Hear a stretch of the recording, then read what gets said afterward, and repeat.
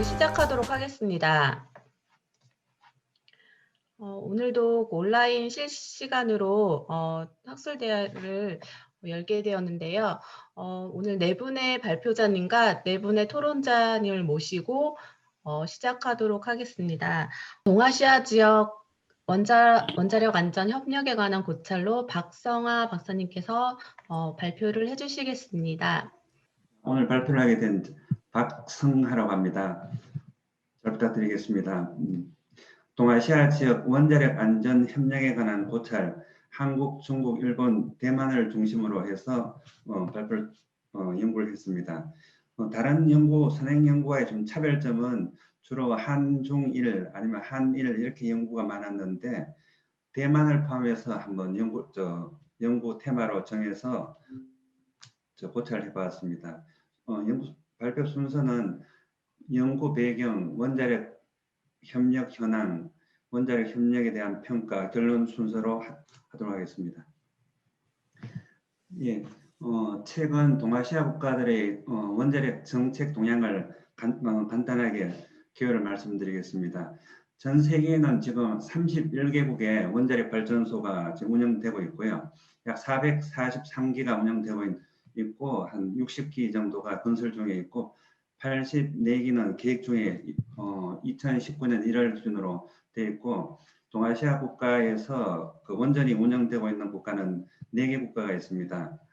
한국, 일본, 중국인데 현재 운전 중인 그 현황을 보면 한국이 24기, 일본이 9기, 중국이 45기, 대만이 4기가 운행되고 있습니다. 좀 특징적인 부분이 일본은 그 후쿠시마 원전 이후에 전 원자력이 가동이 중지되다가 요 근래에 한 기씩 이렇게 재가동되고 있고 대만은 원전을 한국같이 탈원전을 정책을 시행하다가 선거를 통해서 다시 가동하는 걸로 바뀌어서 이제 점진적으로 재가동에 들어가고 있는 상태입니다.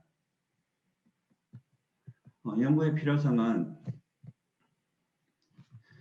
후쿠시마 원전 사고로 인해서 그 방사능의 그 위험성이 충분히 알려졌다고 생각됩니다. 지금 태평양 쪽에 그 원전인데도 불구하고 한국이나 중국이 되게 민감하게 반응을 했었고요. 또 하나는 한중일 대만이 지금 약간 최근 자료가 없어서 과거 그 지도인데요. 보시면 다 바다 쪽에 있고 중국도 동해 쪽으로, 한국도 바다 쪽에 있고 일본도 보면 그 일본의 쪽도 있지만 태평양 쪽으로 쭉 그 배치가 되어 있는 형국입니다. 그래서 보시는 바와 같이 국내 원자력 사고 시 국내에도 영향을 미치지만 그 해안과 접하는 인근 국가에 직접적으로 영향을 미칠 수 있는 그런 구조입니다. 그래서 어떠한 규모의 사고가 나더라도 방지를 해야 되고 불의의 사고가 발생했을 때도 다각적인 그 협력 체제를 구축할 필요성이 있다고 하겠습니다. 연구의 목적 및 배경은 한중일 대만을 중심으로 원자력 안전과 관련된 양자간 협력은 되어 있지만 다자간 협력이 그동안 얼마나 진전되었는지 협력의 수준을 더 진전시키기 위해서 어떠한 노력이 필요한지 규명해 보고 싶었습니다. 동아시아는 세계에서 원자력 발전소가 가장 밀집되어 있는 지역입니다. 약 400기 중에서 약 200기 정도가 한중일 대만에서 가동 중에 있습니다. 후쿠시마 사고도 그렇지만 불의의 사고가 발생하는 경우에 그 인근 국가에 상당한 타격을 그 방사능 피해를 줄 수 있는 그런 지역이 되겠습니다. 다자간 협력 기구로서는 후에 말씀드리겠지만 가장 원자력 안전과 관련되는 원자력 안전 고위 규제자 연례회의 TRM 영문 약자인데요. TRM과 TRM 플러스가 있는데 실질적인 협력 논의보다는 주로 지금 하고 있는 사례를 좀 공유하는 그런 장으로서 실질적인 원자력 안전에 대해서 협력할 수 있는 기구가 현재는 없는 상태입니다.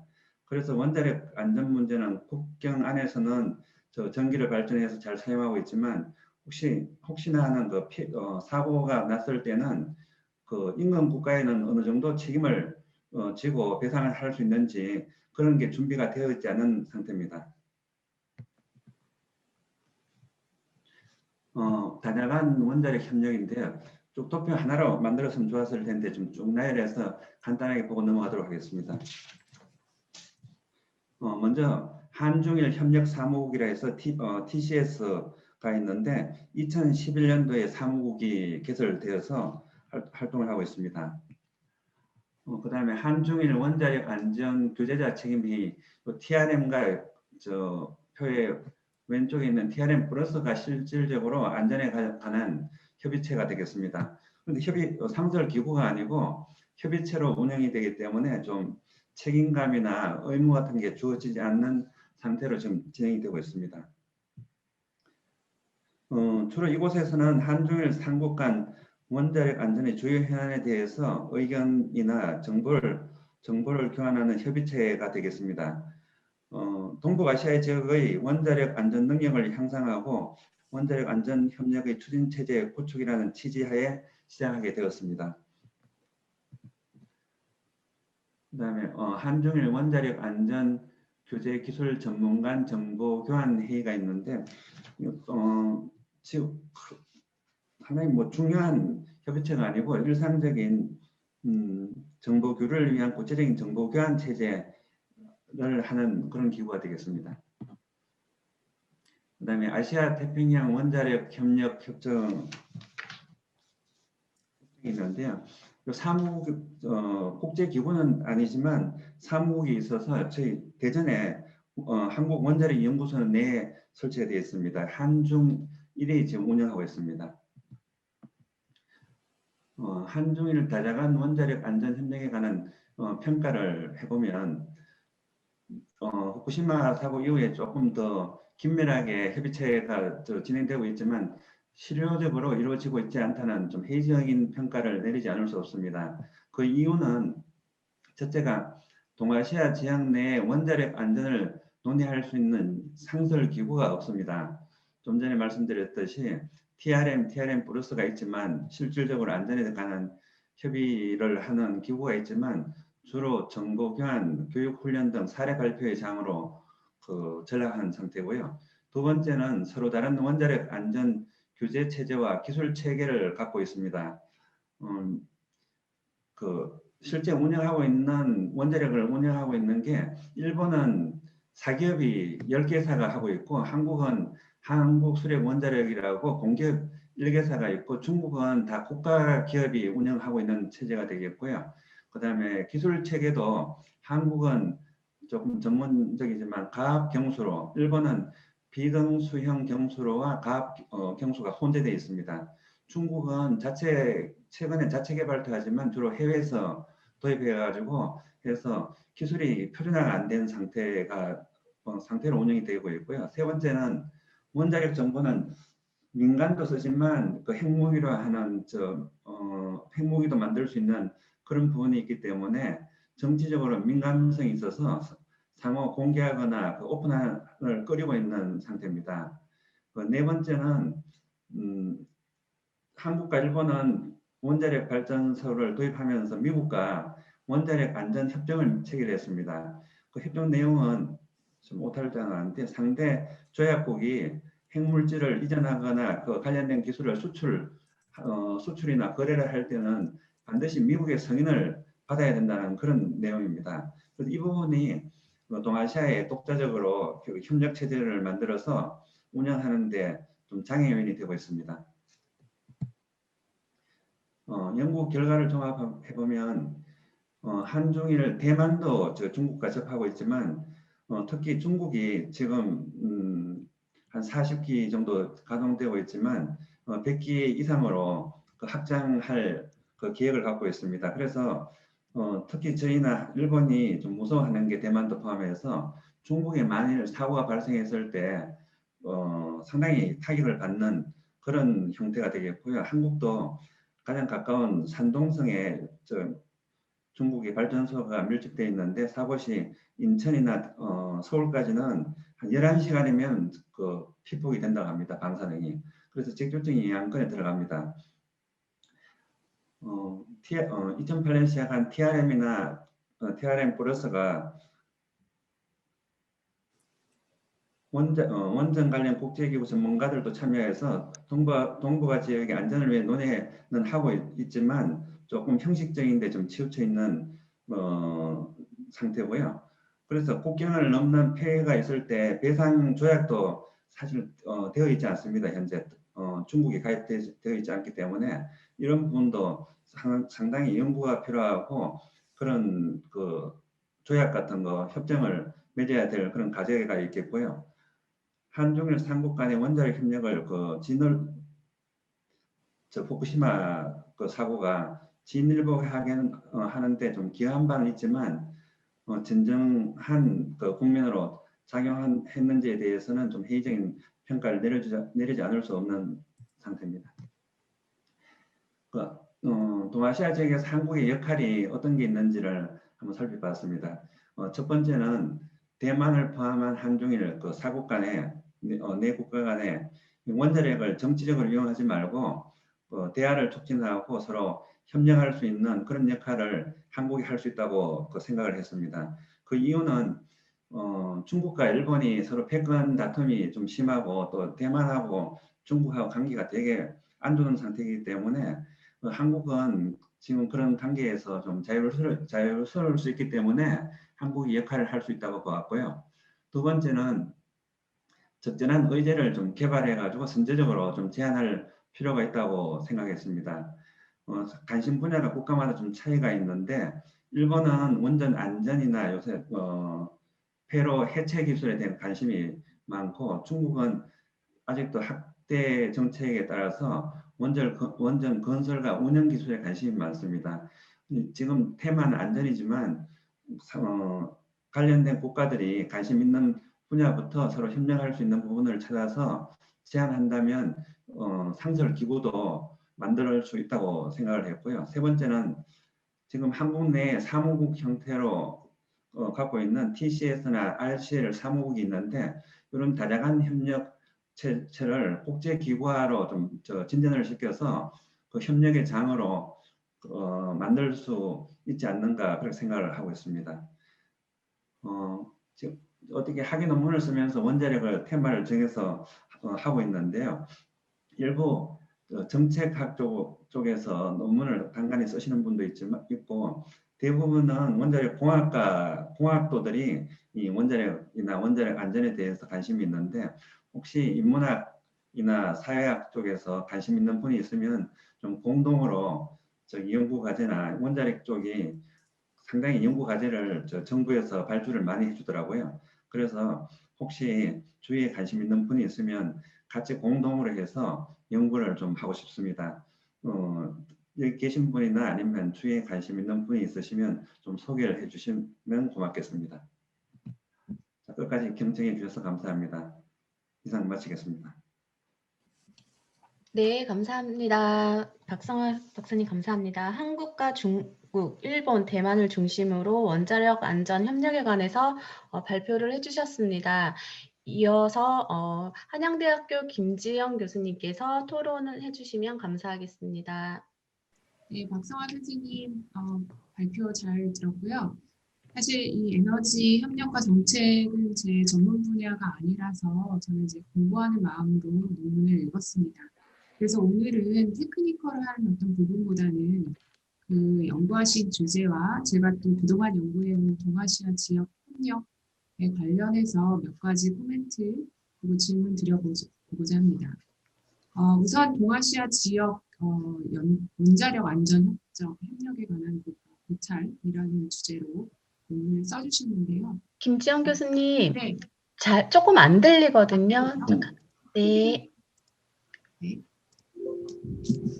잘 들리시나요?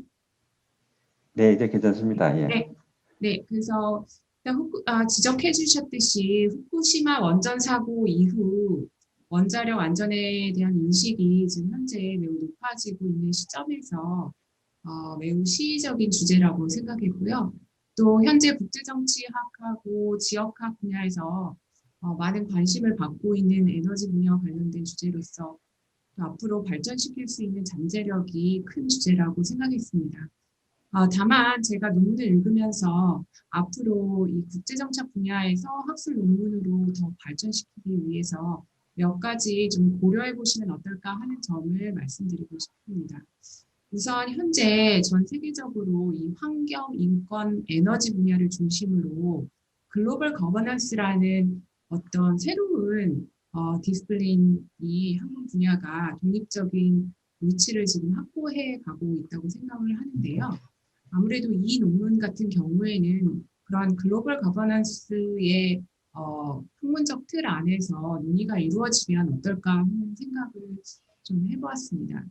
그래서 이제 단지 원자력 안전에 관한 어떤 지역적인 선행 연구를 넘어서 이런 다국적 협력을 필요로 하는 사안에 대해서 이 글로벌 거버넌스라는 디스플린에서는 지금까지 어떠한 방법론들이 사용되어져 왔고 또 어떤 문제들이 학계에서 논의가 되어 왔는지에 대해서 좀 설명을 해 주신 다음에 지금 연구하신 게 그 틀 안에서 어떠한 위치를 좀 차지하고 있는지를 앞으로 좀 더 발전을 시키신다면 이런 논의가 들어간다면 좀 학문적인 어떤 공헌을 조금 더 명확히 하실 수 있지 않을까 하는 생각을 해보았습니다.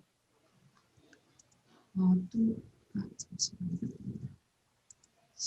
그리고 이제 영내 다자간 원자력 안전 협력 TRM 플러스의 한계에 대해서 4가지 정도 지적을 해주셨는데요. 그리고 이제 이를 극복하기 위한 대안으로 한국이 지역 내 국가 간의 협력에 보다 적극적인 역할을 해야 한다고 제안을 해주셨습니다. 그런데 이제 지금까지 어떤 지역 협력체 안에서의 한국의 역할, 역사를 좀 살펴보면 사실은 그 아시아 지역 협력체에서 적극적인 역할을 해야 된다는 그런 이니셔티브는 그 김대중 대통령 때 가장 적극적으로 추진이 되었다고 생각을 하거든요. 그 당시에 동아시아 비전그룹 등을 통해서 적극적으로 우리가 어떤 밸런스 역할을 할 수 있지 않을까라고 추진이 되었지만 결국 실효를 거두지 못했습니다. 그래서 그 말씀하신 대로 한국이 패권을 다투지 않는 국가라는 점이 유리한 점도 있겠지만 반대로 그만큼 협력체 안에서 지역 협력체 안에서 또 영향력이 미약하다는 것을 의미한다고 생각을 하고요. 따라서 그 이후로는 결국은 국제기구 협력체가 성공하기 위한 요건으로는 좀 패권국의 적극적인 관여가 가장 필수적인 요건이 아닌가라는 논리가 지금까지 좀 유지가 된다고 생각을 하고요. 그 예로서 또 생각해 보실 수 있는 게 아세안 같은 협력체이거든요. 아세안의 경우는 사실 동아시아에서 가장 대표적인 국제기구라고 볼 수 있지만 지금까지 상당히 그 어떤 대화의 장을 제공하는 정도의 토크샵이라고 하는데요. 그 정도의 성격을 가지고 있고 가장 중요한 원인은 이 그룹을 이끄는 강력한 패권국이 없기 때문이다라고 많은 학자들이 지적을 하고 있거든요. 예. 그래서 이 부분에 대해서 어떻게 생각하시는지 잠깐 듣고 싶습니다. 그리고 마지막으로는 다른 대안으로 TCS와 RCA 같은 기존 협력체를 활용하고 또 한중일 삼국을 삼각축으로 하면서도 미국과의 원자력 거버넌스 충돌을 발생시키지 않은 범위에서 외연을 확장시킬 수 있는지 고민을 해야 된다는 제안을 주셨는데요. 이 부분도 전체적인 방향성은 동의하지만 현실적인 측면에서 좀 많은 어려움이 있지 않을까 생각해 보았습니다. 즉 동아시아 지역 협력체의 역사를 또 살펴보면 미국을 배제한 실효성이 있는 지역 협력체 형성이 쉽지 않다는 것을 우리가 경험해 왔고요. 예를 들어서 영내 국가 간 협력을 좀 강력하게 옹호하는 중국을 중심으로 하는 아세안 플러스 3, 그리고 좀 더 확대된 열린 지역주의를 주장하는 일본의 경우, 일본이 주장하는 아시아 그룹에 대해서 어떤 서로 충돌이 있었지 않았습니까? 그래서 또 현재 미중 간의 어떤 미중 간의 관계가 원활하지 않은 상황을 고려했을 때 미국과 중국이 생각하는 이 글로벌 거버넌스에 대한 접근에 대한 간극이 점점 벌어지고 있다고 생각을 하거든요. 이러한 상황에서 한국은 어떤 방식으로 지금 자신의 위치를 좀 확립을 하면서 조율할 수 있을지 거기에 대해서 좀 생각하시고 계시는 것이 있으면 말씀해 주시면 좋을 것 예, 김지영 교수님, 자세하게 아주 제가 궁금한 부분도 있었는데 상세하게 강평을 해주셔서 감사합니다. 먼저 글로벌 거버넌스라는 표현은 제가 오늘 따로 깊이 있게 공부를 못한 부분이 있어서 그런지 처음 들었고요. 그런데 사실은 이 부분이 지금까지 원자력 관련돼 가지고 논문도 몇 편 쓰고 발표됐지만 상당히 좀 뭔가 빈약하다는 그런 생각이 들었었는데 지금 말씀하신 것 같이 글로벌 거버넌스 틀에서 여기는 환경 부분도 지금 미세먼지도 포함 활발하게 되고 있는 것 같이 어, 따로 좀 학습이 좀 필요하다고 생각하고요. 또 말씀하신 같이 이 틀 내에서 원자력 안전이나 국제 협력을 연구를 해나가면 상당히 좀 체계적으로 될 수 있다는 생각을 하게 되었습니다. 또 한 가지는 다음 거는 지금 지적하신 것과 같이 국제기구가 한국이 좋게 표현하면 패권 국가가 아니고 조정자 역할을 할 수도 있다고 생각할 수 있지만 또 좀 지금 지적해 주신 것 같이 반대로 생각하면 그 양쪽 다 그 강대국이나 패권 국가들을 설득하거나 끌고 갈 수 있는 뭔가 좀 메리트가 있어야 되는데 사실은 쉽지는 않은 것 같습니다. 지적해 주신 바와 같이. 그리고 학위 논문을 한일 간 원자력 논문을 썼었는데요. 인터뷰를 했는데 지금 지적해 주시는 바와 같이 일본 사람들은 지역 협력이나 이런 거에 대해서 되게 관심이 없고 무시를 했었어요. 국제기구가 IAEA라든지 국제기구가 있는데 거기서 논하면 되지 영내에 그런 별도의 기구가 필요 없다라고 지적해 주신 것 지금 김지영 교수님이 말씀하신 것 같이 되게 냉소적이더라고요. 그래서 저도 아직은 뚜렷한 생각은 없지만 오늘 말씀해 주신 바와 같이 조정자 역할을 하고 또 영내에서 이런 국제 협력 기구가 상설화되고 토론의 장이 될 수 있기 위해서는 지금 지적해 주신 것 같이 글로벌 거버넌스 측면에서 좀 더 연구를 해서 논문을 좀 체계적으로 논문을 작성해 보고 향후에 연구 방향을 잡아보도록 하겠습니다. 이상입니다. 네. 오늘 12시까지 저희 학술대회인데요. 오늘 참가하신 분 중에서 혹시나 질문이 있으신지 하고 여쭤봅니다. 지금부터는 좀 남은 시간은 자유토론으로 진행을 하고 싶은데요. 방금 그 박성환 선생님 논문 발표하신 거 듣고 제가 원자력을 전문으로 연구를 하고 있진 않습니다만 제가 예전에 원자력 그 지역협력 관련해서 실무 업무를 좀 했었어가지고 그 부분 때문에 좀 그냥 의견을 좀 드리고 싶어서 말씀을 드렸습니다. 손을 들었고요. 그 지금 보니까 이제 논문이 이제 정책적인 함의를 좀 많이 담고 계신 것 같으세요.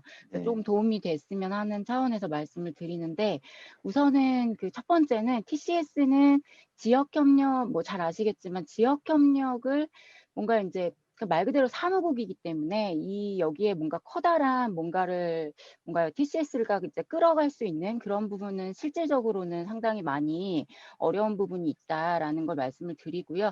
이 부분은 토론자이신 김지영 선생님께서도 지적을 해주신 것 같아요. 그러다 보니까 제가 말씀드리려고 하는 포인트는 여기 그 발표문 페이지 2장에, 2페이지에 이 장이죠, 이게. 2장에 이제 TCS를 원자력 협력 현황으로 넣으셨는데, 이거는 조금 이제 제언으로는 넣으실 수 있겠지만, 사무국이 원자력 안전의 협력체라고 볼 수는 없기 때문에 이 부분은 조정을 하시는 게 좋을 것 같다는 생각이 들었고요. 그리고 이제 사실상 원자력 안전 부분에서 지역 그러니까 협력을 추진하고 있는 거는 TRM과 TRM 플러스가 대표적이라고 볼 수 있고, 그럼에도 불구하고 이게 계속되지 못하는 이유 중에 하나는 저도 그때 이제 굉장히 많은 그 원자력 안전 하시는 전문가분들도 뵙고 그분들 말씀하시는 것도 얘기도 많이 듣고 했는데, 문제는 정부 차원에서 끌고 나가려고 하는 이 지속성이 없다라는 거죠. 특히 지금 정권 같은 경우는 탈원전을 추구를 하고 있기 때문에 2017년 이전까지만 해도 원자력 안전 논의가 굉장히 활발했었거든요.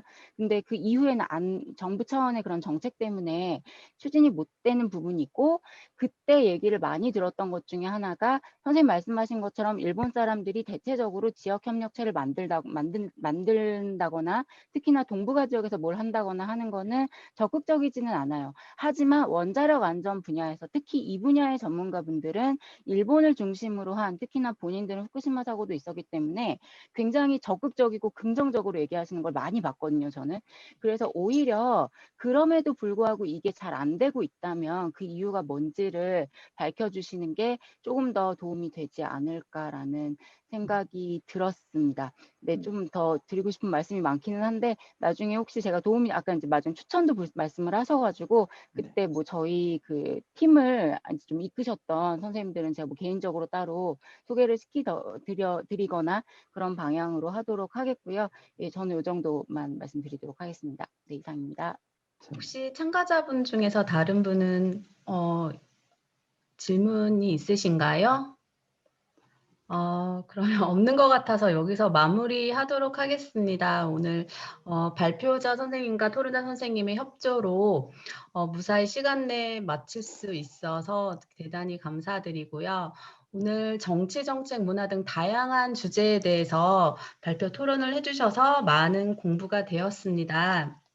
그래서 오늘 처음 뵙는 분들도 많았고 무척 반가웠습니다. 그래서 다음에는 코로나가 빨리 종식이 되어서 오프라인에서 다들 만나 뵙고 싶습니다. 그러면 여기서 마무리해도 될까요? 될까요? 괜찮으면 다음에 그럼 오프라인에서 다시 만나 뵙도록 하겠습니다. 그럼 이상 101회 국제학술대회 이상으로 끝마치도록 하겠습니다. 감사합니다. 즐거운 점심 되세요. 수고하셨습니다. 네, 감사합니다. 수고하셨습니다.